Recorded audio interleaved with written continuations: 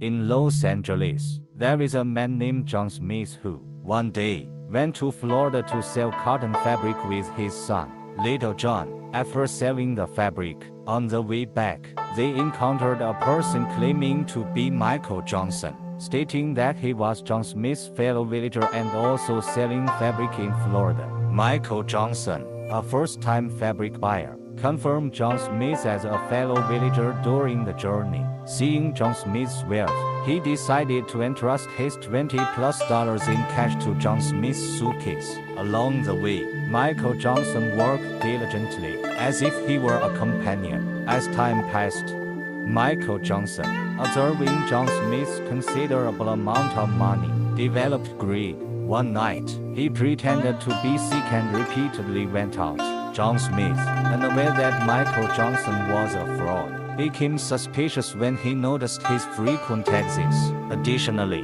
given Michael Johnson's unclear identity, John Smith became cautious, thinking, although Michael Johnson entrusted $20+ to my suitcase, it seems he had malicious intentions tonight. John Smith took advantage of Michael Johnson's absence and quietly hid his own money and Michael Johnson's money in another bag beside him.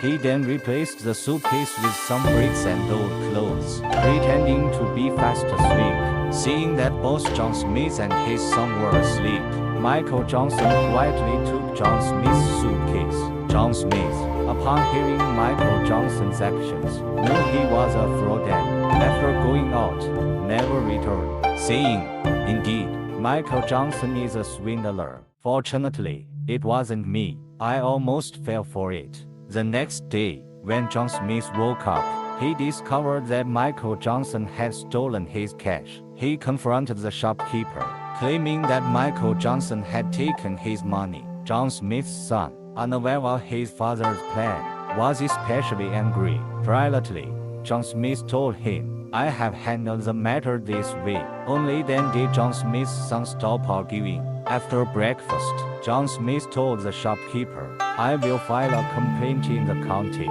If we can catch that trickster, you will be the witness. Otherwise, I will have to ask you for evidence."